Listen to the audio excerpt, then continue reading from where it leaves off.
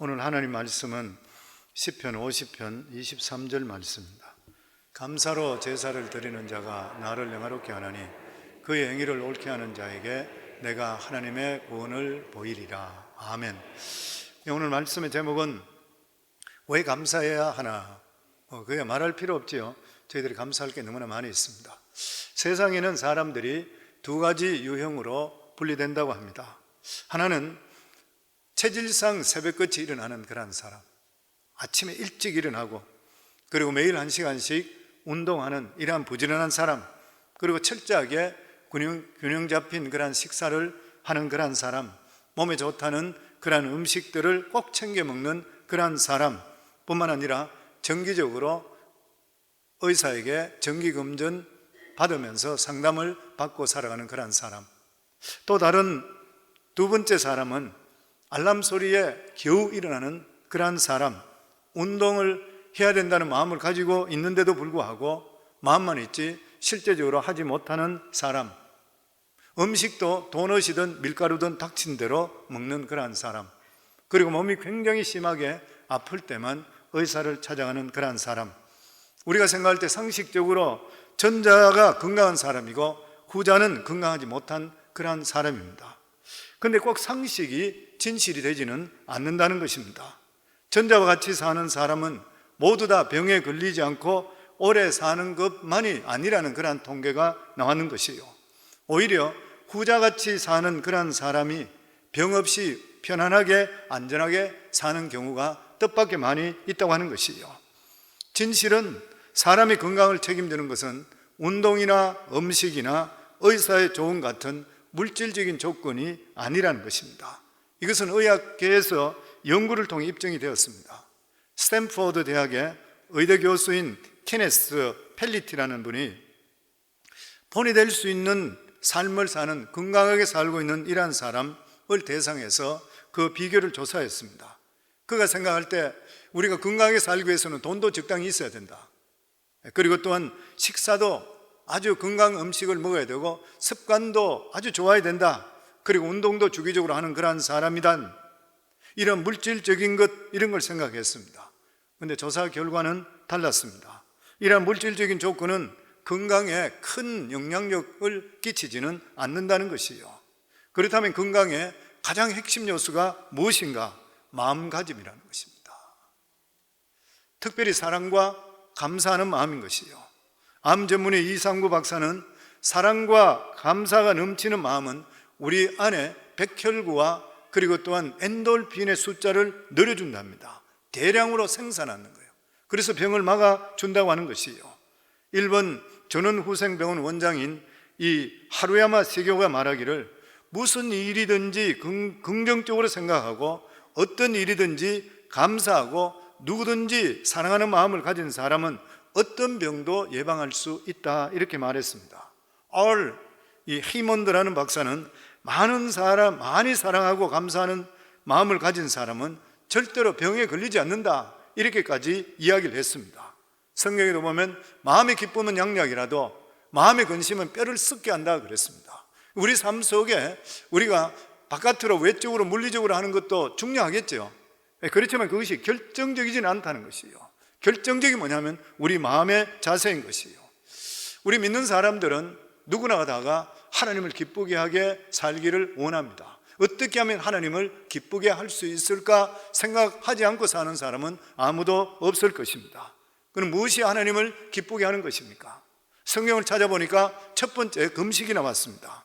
이사야 58장 6절에 보면 내가 기뻐하는 금식은 하나님께서 기뻐하는 금식이에요. 그리고 믿음입니다. 히브리 11장 6절에 보면 믿음이 없이는 하나님을 기쁘시게 하지 못하나니, 믿음인 것이에요. 우리가 믿음을 가지고 있으면 하나님을 기쁘게 하는 것이에요. 그리고 착하고 진실하게 사는 것입니다. 에베소서 5장 8절에서 9절에 보면 10절까지 보면은 너희가 전에는 어두움이었더니 이제는 주 안에서 빛이라, 빛의 자녀들처럼 행하라. 빛의 열매는 모든 착함과 의로움과 진실함에 있느니라. 주를 기쁘시게 할 것이 무엇인가 시험하라. 우리 삶 속에 착하고 진실하게 살게 될 때 하나님을 기쁘게 하는 것이라. 그리고 또 하나님을 기쁘게 하는 것은 복음을 전파하고 순종하는 삶이라. 요한복음 8장 29절에 보면 나를 보내시니가 나와 함께 하시도다. 나는 항상 그가 기뻐하는 일을 행함으로 나를 혼자 두지 아니하셨느니라. 하나님께 기뻐하는 것은 금식하고, 그리고 또한 믿음으로 살고 착하고 진실하게 살고, 그리고 복음을 전하고 순종하는 그러한 삶입니다. 너무 귀한 일이죠. 그런데 하나님을 영화롭게 하는 것이 있다고 그랬습니다. 하나님을 높이는 삶, 하나님을 언어하는 삶, 이러한 삶이 바로 오늘 읽은 시편 50편 23절의 말씀입니다. 같이 읽습니다. 감사로 제사를 드리는 자가 나를 영화롭게 하나니 그의 행위를 옳게 하는 자에게 내가 하나님의 구원을 보이리라. 아멘. 우리가 감사하게 될 때는 하나님이 기뻐하는 것이 아니라 하나님 높임 받으시요, 하나님이 영화롭게 된다고 하는 것이에요. 오늘은 추수감사주일입니다. 우리가 너무나 잘 알고 있듯이 이 추수감사주일이 정해졌던 것은 청교도인들이 와서 수년 동안 자기들이 농사를 지었지만 흉년이 왔습니다. 이 박토에다가 자기들이 농사를 짓고 얼마나 힘이 들었겠어요. 그럴 때마다 자기들은 하나님 앞에 금식을 했었습니다. 그러다가 어느 해에 돌아서는 그 중에 한 농부가 또다시 금식을 시작하려고 하니까 그들에게 이야기했습니다. 우리가 지금까지 금식했습니다. 이제는 우리가 있는 여러 환경 속에서 감사를 찾아서 하나님께 감사의 제단을 쌓읍시다. 실제적으로 성경 말씀대로 감사의 제단을 쌓았던 것이요. 그래서 감사로 어려운 가운데서 드렸던, 그러니까 청교도인들이 미국으로 이민 와서 하나님께 감사하면서 제사를 드렸던 것이 시초가 봐서 추수감사주일인 것이요. 기독교는 감사의 종교인 것입니다. 감사하는 자가 하나님께 가까이 가는 것이요. 감사하는 마음으로 예배드리면 은혜가 더하는 것이요. 감사하는 마음으로 설교를 들을 때 하나님의 능력이 우리 속에 들어오게 되어 있는 것이요. 감사하는 마음으로 순종하게 될 때에 우리 삶 속에 축복의 열매가 맺히게 되어 있는 것이요. 그런데 현대인들에게 잃어버린 것이 있다고 합니다. 그 대표적인 것이 감사의 정신이라 그러죠.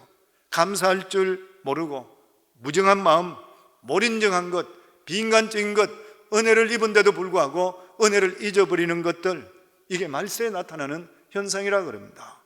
사도 바울은 로마서 1장 21절에 보면 하나님을 알되 하나님부터 영화롭게도 아니하며 감사치도 아니하고 오히려 그 생각이 허망하여 미련한 마음이 어두워졌다 그랬습니다. 마지막을 향해 갈수록 사람들의 마음이 강팍하고 감사가 없어진다 그랬습니다. 디모데후서 3장 2절에도 보면 사람들은 자기를 사랑하며, 우리 같이 한번 읽을까요? 사람들은 자기를 사랑하며 돈을 자랑하며 자긍하며 교만하며 회방하며 부모를 거역하며 감사치 아니하며 거룩하지 아니한다. 이 틀림없는 말이잖아요. 사람은 자기를 사랑해요. 남을 생각하지 않는다는 것이요. 돈을 사랑해. 돈 그러다 죽는 것이요. 교만하고 회방하고 부모를 거역하고 감사하지 않고 세속적이고 거룩하지 않다는 것이요. 말세의 증거인 것이요. 근데 왜 이렇게 감사가 없어지는 것이요? 믿음에서 떠났기 때문에 그렇습니다. 예수님께서 말씀하시기를 믿는 자를 볼 수 있느냐? 너희들 중에 믿음 있는 자가 누구냐? 무슨 말인 것이요? 믿음이 약화되면 필연적으로 감사가 약해지게 되어 있습니다. 우리가 환경이 아무리 어렵다 하더라도 내 삶 속에 믿음으로 충만하면 내 입술을 그저 감사인 것이에요. 그래서 믿음과 감사는 비례되게 있어요. 직결되게 되어 있는 것입니다. 감사는 우리 마음을 긍정적으로 만들게 되고 우리 마음을 기쁘고 행복하게 만들어 주는 것이에요. 우리는 의식적으로라도 감사해야 됩니다. 왜냐하면 우리는 태어날 때부터 죄성을 가지고 죄 가운데 태어났기 때문에 우리는 이 원망하고 불평하는 것이 훨씬 더 쉽습니다. 그래서 어려운 일이 생기는 것 때문에 감사보다는 우리 입술에 원망과 불평, 하나님께 원망 불평, 배우자에게 원망 불평, 주위 환경 원망 불평부터 먼저예요. 이게 너무나 쉽게 하는 것이에요. 그런데 하나님께서 우리들에게 감사하라 그랬습니다. 왜 이렇게 하나님께 감사하라는 것이에요? 그 첫 번째가 하나님을 영화롭게 하기 때문에, 하나님을 영화롭게 한답니다. 예수 그리스도로 말미암아 하나님의 자녀된 우리들은 우리 삶 속에 하나님을 영화롭게 하는 그러한 일들은 끊임없이 하나님께 감사하는 것이에요. 하나님께 감사한다는 게 무엇이에요? 하나님은 끊임없이 감사와 자랑하는 것이에요. 우리 하나님이 여기까지 이끌어 주셨다. 우리 하나님이 최고다. 하나님 없이는 나는 못 산다. 하나님 때문에 내가 이렇게 살고 있다. 살아가면서 끊임없이 하나님 자랑. 우리가 하나님을 사랑하면 자랑해야 되잖아요. 하나님을 계속적으로 자랑하면 하나님이 영화로워지는 것이에요. 그래서 여기 보면 우리가 믿음 안에서 살고 있는 사람들은 반드시 우리 삶 속에 하나님을 끊임없이 자랑해야 돼요. 끊임없이 자랑하는 것이에요. 성도님, 교회를 사랑하시는가요? 그러면 교회 자랑하셔야 돼요. 주의 종을 사랑하시는가요? 자랑하셔야 돼요. 아내를 사랑하시는가요? 자랑해야 돼요. 팔불출 소리 좀 듣더라도 자랑이에요. 자랑. 하나님이 최고다. 자랑인 것이죠. 이렇게 하나님을 자랑하고 하나님과 가까워지게 될 때에 우리 삶 속에 필연적으로 일어나는 역사가 뭐냐면 얼굴이 바뀌게 되어 있습니다. 그런 말이 있죠. 보면 20대 이전까지는 부모로부터 얼굴을 물려받았지만 40대 이후에 자기 얼굴은 자기가 책임져야 된다. 이 말은 마음속에 내가 무엇을 담고 있느냐에 따라서 얼굴 모습이 변하게 되어 있다는 것이에요. 버마의 선교사로 가 있었던 저더스는 굉장히 못생긴 그런 사람이었습니다. 그럼에도 불구하고 그의 별명이 뭐냐면 기쁨의 얼굴이라. 그 사람만 보면 기분이 좋은 거예요. 얼굴은 못생긴데도 불구하고 얼굴이 항상 웃고 항상 밝은 것이에요. 이 사람이 어떻게 그래 된 것이에요? 예수 믿고 구원받고 하나님이 주시는 그 크신 은혜가 너무나 크니까 얼굴에 자꾸만 드러나게 되어 있는 것이에요. 성령, 우리가 하나님과 가까워지면 가까워질수록 우리 얼굴은 기쁨의 얼굴로 바뀌게 되어 있는 것입니다. 모세가 하나님을 보고 나서 그리고 돌아오게 될 때 얼굴이 너무 해같이 빛나서 얼굴을 볼 수가 없었잖아요. 교회에서 믿음 생활에도 마찬가지입니다. 은혜 받고 하나님과 가까운 사람은 얼굴이 해같이 빛나요. 인물이 잘생겨 못생겨 전혀 상관없어요. 그 사람 가까이 하고 싶고 그 사람 얼굴이 밝아 보여요. 근데 은혜 받지 못하고 시험 들은 사람은 얼굴이 시커매. 그냥 얼굴 보면 그거 알 수 있어요. 우리 교회 수백 명이 예배 드리고 하더라도 제가 설교하면서 얼굴을 이렇게 보게 되면 얼굴이 밝은 분이 있고 얼굴이 고민이 빠진 분이 있어요. 얼굴이 드러나게 되어 있는 것이에요. 보면 저는 우리 성도님 모두 다가 이 저더슨의 얼굴과 같이 기쁨의 얼굴이 되기를 주 이름으로 축원합니다. 기쁨의 얼굴이 되기 위해서는 하나님께 다가가면 갈수록 기쁨의 얼굴로 바뀔 줄을 믿습니다. 종교개혁자 마틴 루터가 말하기를 마귀에서에게는 감사가 없다. 원망과 불평밖에 없는 것이죠. 대설교가 크리소스토음은 말하기를 죄 중에 가장 큰 죄가 뭐냐면 감사하지 않는 죄라. 톨스토이는 감사하는 사람은 젊어진다. 우리 성광교의 특징이 성도님들 얼굴이 젊어 보이잖아요. 저는 믿습니다. 나이보다 훨씬 젊어 보이는 분들이 너무 많은 것 같아요. 저도 옛날에 한때 젊어 보일 때는 39세까지 보였는데 이제는 그렇게 보는 사람은 아무도 없을 거라 생각해요. 하나님은 짐승의 제사로 드리는 것보다 감사의 제사를 드리는 것을 기뻐합니다. 구약시대에는 항상 짐승을 잡아서 하나님께 제사 드리며 향기로운 이러한 제사를 드렸습니다. 그런데 하나님께서는 이렇게 짐승의 제사보다도 하나님의 백성이 감사로 제사 드리는 것을 더 기뻐한다 그랬습니다. 그래서 시편 69편 30절 31절에 보면 내가 노래로 같이 읽습니다. 내가 노래로 하나님의 이름을 찬송하며 감사함으로 하나님을 위대하시다 하리니 이것이 소 곧 뿔과 굽이 있는 황소를 드림보다 여호와를 더욱 기쁘시게 함이 되리라. 시편 50편 14절에 15절을 같이 읽습니다. 감사로 하나님께 제사를 드리며 지존하신 이에게 내 소원을 갚으며 환난 날에 나를 부르라. 내가 너를 건지리라. 내가 나를 영화롭게 하리로다. 감사를 제사로 드리는 것이 얼마나 하나님을 감동케 하는지 환난 날에 하나님께서 친히 건지시고 영화롭게 해주신다 이렇게 말씀합니다.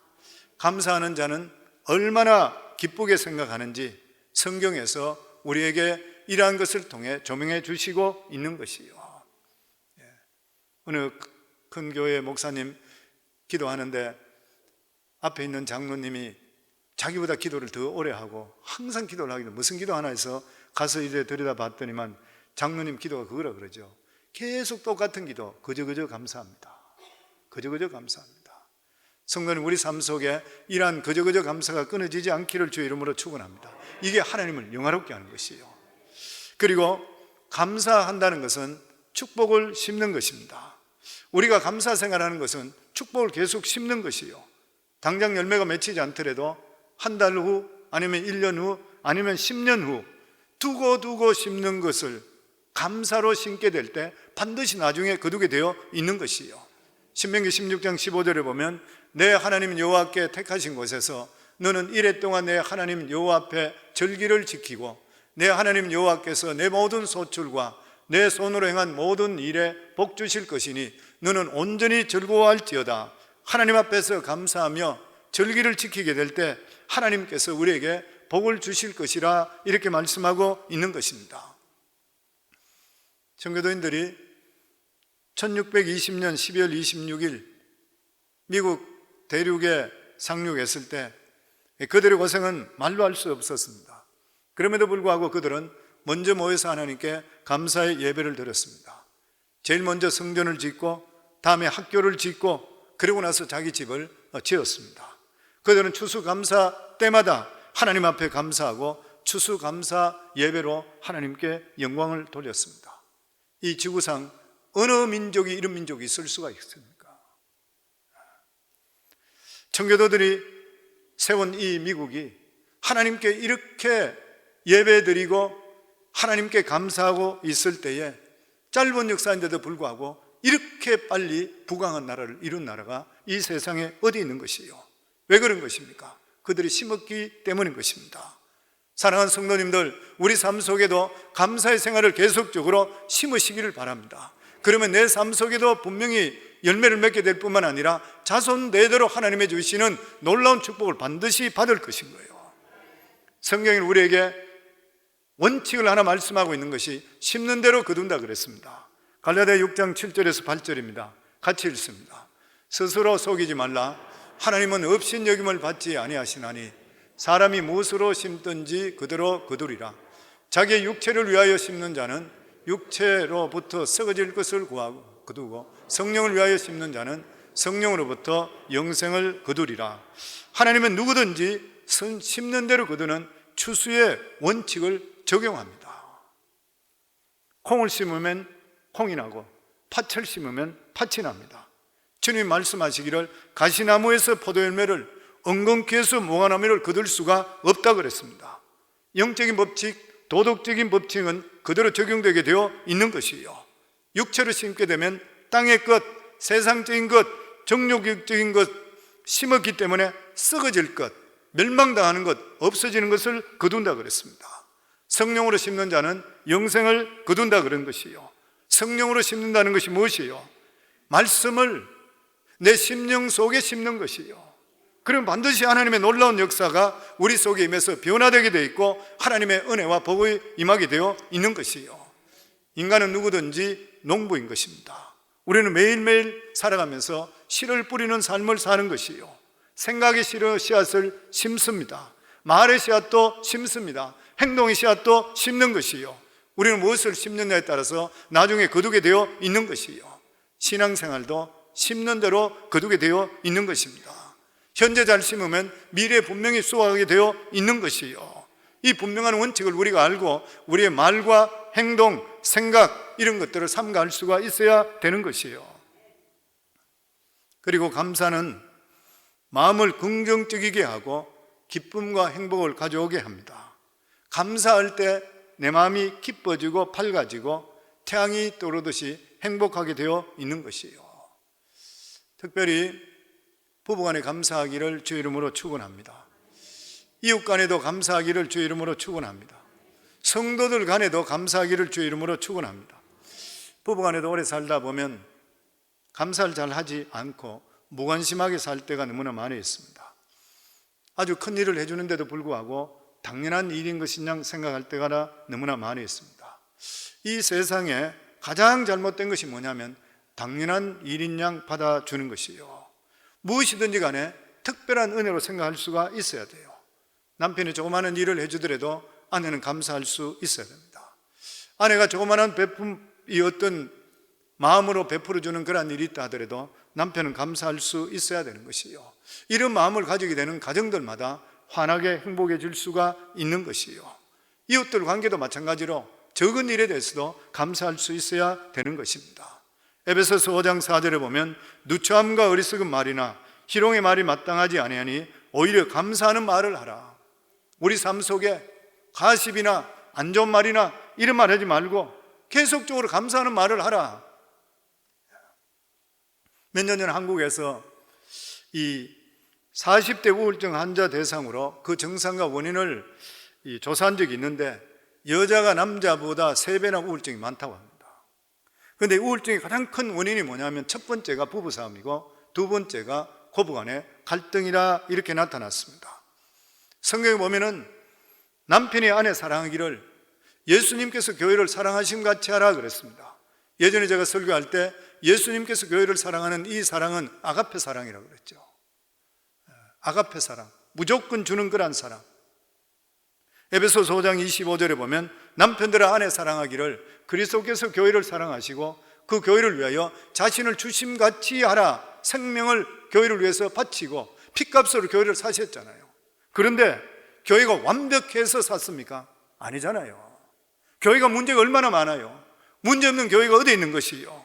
그래서 에베소서 5장 26절에 보면 이는 곧 물로 씻어 말씀으로 깨끗하게 하사 거룩하게 하시고 더러우니까 물로 씻어 깨끗하게 하시기 위해서 예수님께서 대신 짊어지시는 것이요. 에베소서 5장 27절에 보면 자기 앞에 영광스러운 교회로 세워사 티나 주름 잡힌 것이나 이런 것들이 없이 거룩하고 흠이 없게 하려 하심이라. 교회는 어떻다고요? 티가 많고 주름 잡힌 것이 많아요. 문제가 많다고 하는 것이요.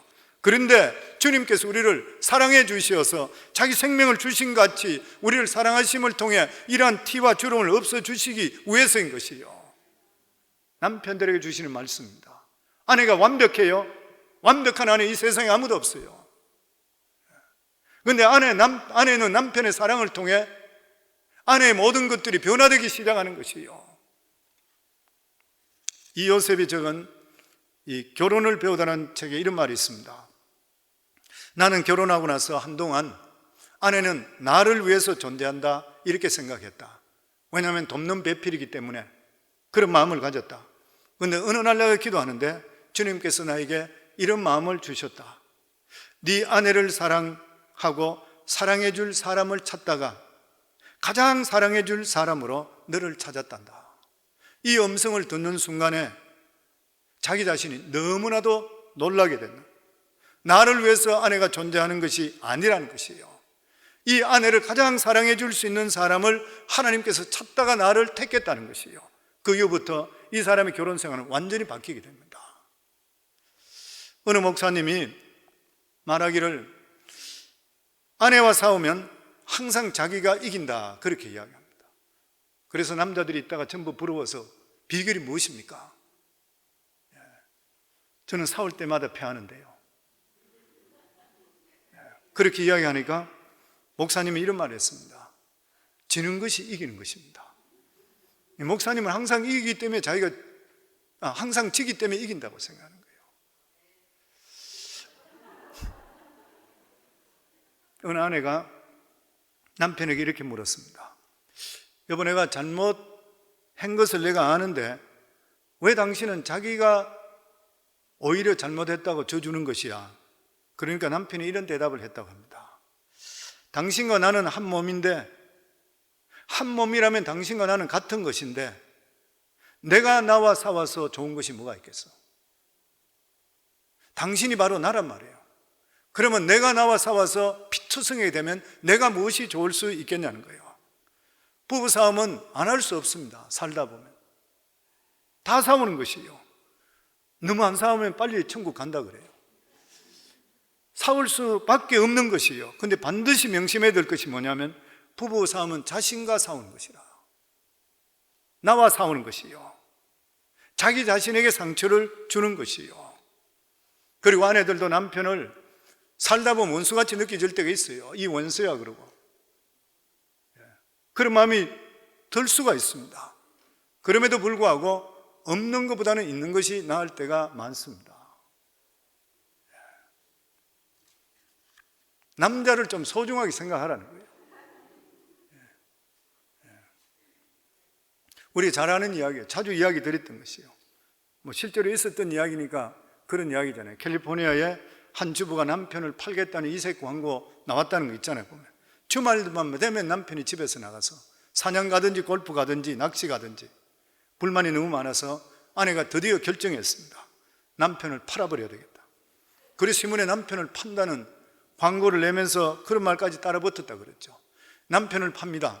덤으로 사냥총과 골프채와 사냥개도 같이 보태줍니다. 그런데 실제로 이 광고가 나오고 나서 60여 통의 편지와 전화가 왔다 그러죠.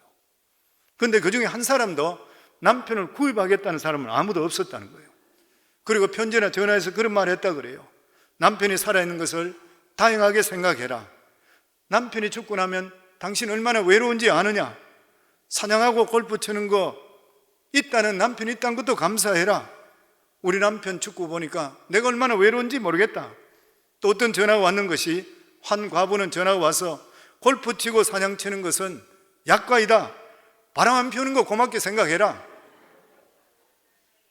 또 한 주부가 대답하기를, 내가 남편하고 헤어진 후에 아이를 혼자 키우는데 너무 힘든다. 남편이 집에만 있더라도, 이름만 있더라도, 그림자만 있더라도 아이를 키우기가 쉬울 것인데 남편이 없으니까 애들이 말을 듣지 않고 너무 힘든다. 이름만 걸쳐놓는 것이 얼마나 좋은지 모른다. 성도님, 남편이 끄죽대기만 있어도 얼마나 귀한지 몰라요. 이 여자분들 좀 알아야 돼요. 여성분들.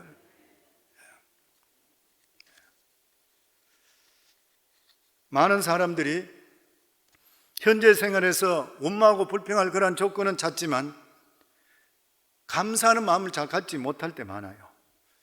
우리 성관계 여성분들은 남편 팔겠다고 광고 내지 말기를 바랍니다. 나쁜 남편도 아무리 효성스러운 자녀를 하더라도 그 남편이 낫다 그래요. 그래서 그런 말 있잖아요. 보면 악처도 자식보다 낫다고. 나쁜 거 바라보지 말고 좋은 것을 하려 감사하기 바랍니다. 저도 목회하면서 20년 동안 하면 성도님들 중에서 항상 다 좋은 성도님이 있을 수 있겠습니까?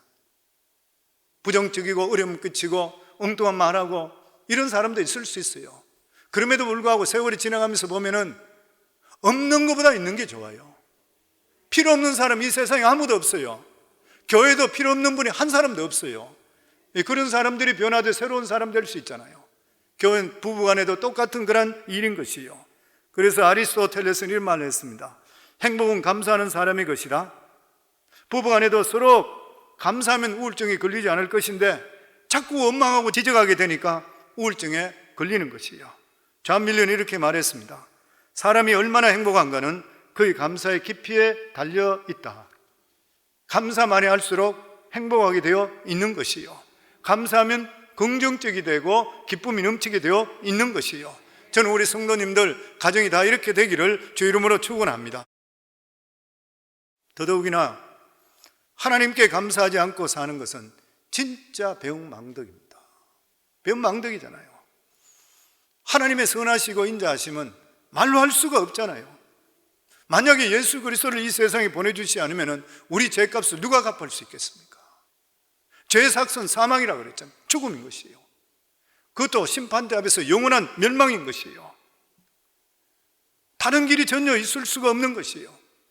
그런데 하나님께서 우리를 이토록 사랑해서 예수 그리스도를 이 세상에 보내주시고 우리를 십자가에 못 박혀 죽으심을 통해 우리 죄를 다 담당하심을 통해 우리 같은 죄인인데도 불구하고 우리 죄를 사해 주시고 하나님 자녀 삼아 주시고 영원한 천국에 들어갈 수 있는 길을 열어주시는 것이에요. 말로 할 수 없잖아요. 어제는 제가 개인 이야기입니다만은 저희 텍사스의 며느리가 저한테 페이스타임으로 전화가 왔어요. 그러면서 이야기를 잠깐 하다가 제가 아마 얼굴이 피곤했던가 봐요. 아버님 피곤하세요? 그리고 괜찮다고 설교 준비하다 받았으니까. 그러고 나서 곧 있으니까 저희 아들 데이빗 목사한테 페이스타임으로 들었어요. 그러면서 나보고 피곤하시다면서요. 안 피곤해, 괜찮다. 설교 준비하고 그냥 있는 중이다. 그러면서 뭐 하고 있니? 이러니까 뭐 자기가 지금 토요일날 뭐 하고 있겠네. 자기도 마찬가지로 설교 준비하고 있다고. 그렇게 이야기해요. 그래서 내가 그래, 설교 준비하는 게 절대 쉽지 않지, 힘들지. 그러니까 나보고 하는 이야기가 시니어 패스트는 시니어 패스트를 서로 이해해줘 고맙대. 그러면서 이야기를 이제 서로 하는 거예요. 그래서 내가 그런 이야기 했어요. 나도 설교 준비할 때는 너무 힘든다. 그런데 설교할 때와 하고 나서 성도들이 듣고 나서 가정이나 삶이 변화되는 것을 볼 때에 나 같은 자를 어떻게 이렇게 사용할 수 있나 생각할 때 나는 만입에서 한순간에 죽더라도 나는 다 감사할 수 없다. 내가 너 같은 자도 너도 마찬가지야. 네가 무슨 별일 볼 일이나 우리 같은 자가 뭐 볼 일 있나. 근데 어떻게 해서 감히 우리가 하나님 말씀을 대언할 수 있겠나. 한 번 한 번 말씀이 얼마나 귀한 일이냐. 사람을 살리고 죽이는 것이 하나님 말씀이잖아. 그러니까 저희 데빗이 맞다 그래요. 아빠 맞아. 그러니까 네가 말씀을 준비할 때도 그러고, 그리고 피곤하고 힘들 때마다 이 말씀이 사람을 살린다, 영혼을 살린다, 천국과 지옥에 정해진다, 이 마음 가지고 정해라. 그러면 이 이상 더 가치 있는 인생이 될 수가 있나. 성도 우리 모두 다 그렇잖아요. 우리 모두 다가 영혼이 멸망하는 짐승과 같은 그러한 자들이었었는데 예수 그리스도의 보혈의 공로의 피로 말미암아 구원해 주셨으니까 항상 감사는 예수 그리스도의 구원부터 시작돼야 됩니다. 여기부터 시작되면 우리가 감사하지 않을 게 하나도 없는 것이에요. 모든 것이 다 감사인 것이에요. 세계 2차 대전 가장 긴 밤 집필한 작가 코넬리어스 라이언이라는 사람이 있습니다. 이 사람이 암이 걸려서 5년간 투병하다가 사망했습니다.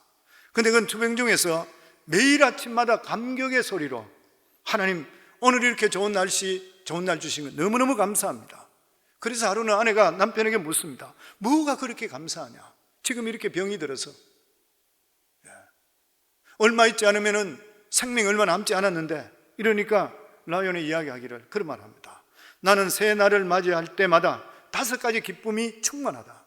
그 첫째가 뭐냐면은 사랑하는 당신을 볼 수 있기 때문에, 자기 아내를 이래 보면서 이야기할 수 있기 때문에, 그리고 둘째는 사랑하는 가족들의 음성을 들을 수 있기 때문에, 그리고 셋째는 병들어 눕기 전에 자기가 작품을 짓고 있는 게 다 탈고를 마쳤기 때문에, 그리고 네 번째가 믿음으로 병마를 싸울 수 있는 힘을 주셨기 때문에, 그리고 마지막으로 무엇보다 감사한 것은 주님께서 나와 함께 한다는 것을 내가 믿고 있기 때문에. 위대한 믿음의 사람은 죽음 앞에 더 빛을 발하는 것이요, 환난 속에서 더 빛을 발하게 되어 있는 것이요. 사도 바울도 마게도냐 교회, 굉장히 어려운 교회였습니다. 고린도서 8장 2절에 보면 환난의 많은 시련 가운데서 그들의 넘치는 기쁨과 극심한 가난이 그들의 풍성한 연보를 넘치도록 하게 하였느니라. 그들이 편안할 때가 아니라 환난 때에 많은 시련 속에 극심한 가난에 그 교회가 처해져 있어요. 그럼에도 불구하고 넘치는 기쁨이 있었다 그랬어요. 예수 그리스도로 말미암아 넘치는 기쁨이 있었기 때문에 자기들이 풍성한 연보로서 그들이 다른 교회, 예루살렘 교회, 다른 교회에 오히려 기쁨으로 모두 다가 헌신했다고 하는 것이에요. 얼마나 위대한 믿음인지 모르는 것입니다. 믿음은 반드시 감사로 나타날 수가 있어야 돼요. 감사할수록 우리 믿음이 견고하게 되어 있는 것이에요. 그리고 감사는 반드시 표현될 수가 있어야 됩니다. 사랑도 표현해야 되잖아요. 남편이 아내를 사랑하면 표현해야 되잖아요. 아내도 남편을 사랑하면 표현해 줄 수 있어야 돼요. 표현 없는 사랑은 사랑이라 할 수가 없는 것이요. 골로새 3장 16절에 보면 감사함으로 하나님을 찬양하라 그랬어요. 감사하면 찬양하셔야 돼. 끊임없이 찬양하고 하나님을 높일 수가 있어야 되는 것이요. 우리 믿는 사람들이 하나님께 어떻게 감사해요? 그 첫 번째가 뭐냐면 예배로서 하나님께 감사해야 됩니다. 예배로서 자신의 몸을 참석해야 돼요.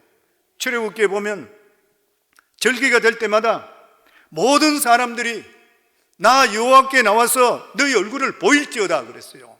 그 당시에 하나님의 성전은 예루살렘밖에 없잖아요. 수백 리길을 걸어서 절기 때마다 6월절이든지 77절이든지 오순절이든지 어떤 절기 때마다 와서 얼굴을 보이라 그랬어요.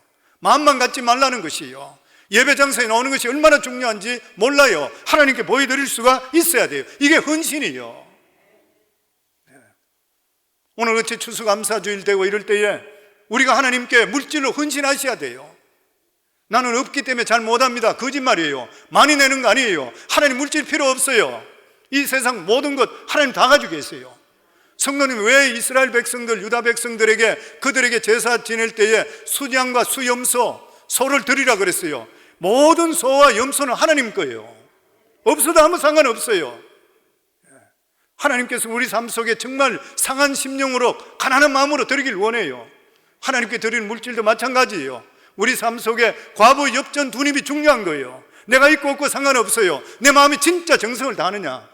이게 중요한 것이요. 진짜 정성을 다해 하나님 헌신하느냐, 아니면 추수감사절이니까 그냥 적당하게 뛰어넘는 것인가? 내 마음속에 모든 예배가 하나님께서는 우리 마음에 성령께 계시기 때문에 내 마음을 다 알고 계시는 것이에요. 팬데믹 기간 동안 하나님께서 우리 교회와 우리 성도님 각자에게 베풀어 주시는 은혜가 얼마나 커요. 병 걸리지 않게 해주셨죠. 걸리더라도 뛰어넘고 건강하게 해주셨죠. 어려운 가운데서도 하나님께서 많이 채워주셔서 우리가 굶지 않도록 해주셨죠. 너무너무 감사해요. 정말 우리가 하나님께 감사하다면 내가 뭐로 감사를 표현할 수 있어요? 물질이 생명이잖아요. 물질이 있으면 물질대로 하셔야 되고, 없으면 없는 대로 내 마음을 다하고 정성을 다하시면 돼요. 그리고 감사의 표현은 반드시 봉사로 나타날 수 있어야 됩니다. 정말 내가 감사하다면 모든 기회를 통해서 내가 섬길 수 있어야 돼요. 감사하다 하면서 교회에 어떤 일이 있을 때마다 이리저리 빼고 이리저리 피하는 것, 감사의 사람이 절대 될 수가 없는 것이요. 사도 바울도 너희 몸을 하나님이 기뻐하시는 거룩한 산 제사로 드리라 그랬어요. 고린도후서 5장에 보면 마지막에 죽음과 부활에 대해 말씀할 때 이런 말씀이 있습니다. 우리 같이 한번 고린도서 5장 10절 저희들 같이 읽습니다. 제가 읽도록 하겠습니다. 이는 우리가 다 반드시 그리스도의 심판대 앞에 나타나게 되어 각각 선악간에 그 몸으로 행한 것을 따라 값 받으려 함이라. 마지막 죽음과 부활에 대해서 말씀할 때 이는 우리가 다 반드시 그리스도의 심판대 앞에 나타나게 되어, 우리는 반드시 심판대 앞에 나타납니다. 모든 사람이 다 각각 선악간에 그 몸으로 행한 것을 따라 받으려 함이라. 우리 모두는 그리스도의 심판대 앞에 서서 이 세상이 어떻게 살았는지에 대해서 반드시 심판받는다 그랬습니다. 물론 하나님의 백성은 영원한 지옥에 대한 심판은 받지는 않는 것이요, 그러나 이 세상에 어떻게 살았는지에 대한 심판을 받게 되어 있다고 하는 것이요. 그러면 사도 바울은 하나님께서 우리에게 공적을 불로 심판한다 그랬어요. 공적을 불로 심판할 때에 만약에 남아있으면 상을 받지만 불로 없어져 버리면 상 받지 못한다 그랬어요. 세상 것들은 다 불로 없어지는 거예요. 세상의 공적은 다 없어지는 것입니다. 그러면서 여기 말씀에 보면 각각 선악간에 그 몸으로 행한 것, 가장 중요한 게 뭐예요? 몸으로 드리는 거예요. 몸으로 드리는 것입니다. 천사들이 가장 부러워하는 것이 뭔지 아세요? 우리가 몸을 가지고 있다는 것이에요. 몸을 가지고 있는 것입니다. 그리고 몸으로 섬길 수가 있다는 것이에요. 교회에서 집사는 뭐예요? 몸으로 섬기는 직책입니다. 어떤 의미에서 저를 포함해서 모두 다가 집사인 것이에요. 가르치는 일은 쉽지 않아요. 본이 돼야 되니까. 목사가 제일 힘든 것이 그렇죠. 설교하는 대로 사는 게 제일 힘들잖아요. 가르치는 자는 가르치는 대로 자기가 살아야지 열매가 맺히고 존경을 받아요. 힘든 일이죠. 그래서 가능하면 몸으로 헌신하는 것, 물질로 헌신하는 것, 재능으로 헌신하는 것, 진짜 하나님 주신 우리에게 기회인 것이에요. 우리가 정말 하나님께 감사하다면 우리가 이런 삶을 살고 있는 것인가? 우리 자신들을 돌아볼 수 있어야 돼요. 그리고 마지막으로 감사는 하나님의 뜻입니다. 데살로니가전서 5장 18절에 보면 범사에 감사하라. 이것이 그리스도 예수 안에서 너희를 향하신 하나님의 뜻이니라. 하나님의 will, 하나님의 의지, 반드시 우리 삶 속에 해야 될 일, 이게 감사로 가는 것이에요. 어떤 상황 속에서도, 어떤 환경 속에서도 하나님께 감사하라. 왜 우리가 하나님께 감사할 수 있어요? 하나님을 우리가 반드시 믿기 때문에, 반드시 선하게 이루어질 것을, 우리 아버지라는 것을 믿기 때문에 범사에 감사할 수 있게 되는 것이에요. 우리는 일상을 살아가면서 일상의 감사를 잊어버리고 살 때가 너무나 많이 있습니다. 어느 미국 가정의 이야기인데, 아버지도 목사님, 아들도 목사님이었는데 그들이 각각 다른 교회를 섬기고 있었습니다. 어느 주일날 예배를 마치고 아들이 평소보다 훨씬 늦게 집에 돌아왔습니다. 아들은 상기된 모습으로 아버지에게 말하기를, 아버지 하나님 은혜가 너무나도 놀랍습니다. 제가 돌아오는 길에 제가 차 사고를 당했습니다. 급히 차를 피하다가 핸들을 꺾다가 차가 옆에 미끄러져서 언덕 아래 굴러떨어졌습니다. 그런데도 불구하고 차도 별로 많이 구겨지지 않았고 제 몸은 하나도 다치지를 않았습니다. 얼마나 하나님께서 베풀어 주신 은혜가 큰지 모릅니다. 그렇게 이야기하니까 그 말을 듣고 있던 아버지 목사님이 그렇게 이야기했습니다. 정말 감사한 일이구나. 근데 나는 곰곰이 생각해 보니까 너보다 더 감사하구나. 나는 예배 마치고 무사하게 집에 돌아와서 차 사고도 당하지 않고 예배 잘 마치고 편안하게 이렇게 있게 되니까 얼마나 더 감사한 일이냐. 성도, 우리 살아가는 삶에 아무 일 없이 하나님 지켜준 것이 얼마나 감사해요. 매일매일 살아가는 일상의 삶이 진짜 기적인 것이에요. 여기에 대해서 우리가 잊어버릴 때 만에 무슨 큰일만 생겨서 거기에 대해서 문제가 해결될 때만 감사하는 것이 아니라 내 살아가는 삶에 순간순간 감사할 수가 있어야 되는 것이에요. 그래서 감사는 소유가 아니고 깨달음이라 그래요. 깨달음이라. 무엇이 이루어져서 감사가 아니라 순간순간 내 자신을 돌아보면서 깨닫고 감사하는 삶을 살아갈 수 있어야 된다. 사랑하는 성도님들, 추수감사 주일이지만 우리의 삶은 마치 마더스데이가 1년에 한 번이라 하듯이, 그렇지만 매일매일 순간순간 어머니께 감사하듯이 저희들의 감사도 순간순간 하나님께 감사를 드리게 될 때 그것이 하나님을 영화롭게 한다고 그랬습니다. 사랑하는 성도님들, 환경이 어떻든 간에 감사로 제사드려 하나님을 영화롭게 할 수 있는 우리 복된 성도가 다 되기를 주 이름으로 축원합니다.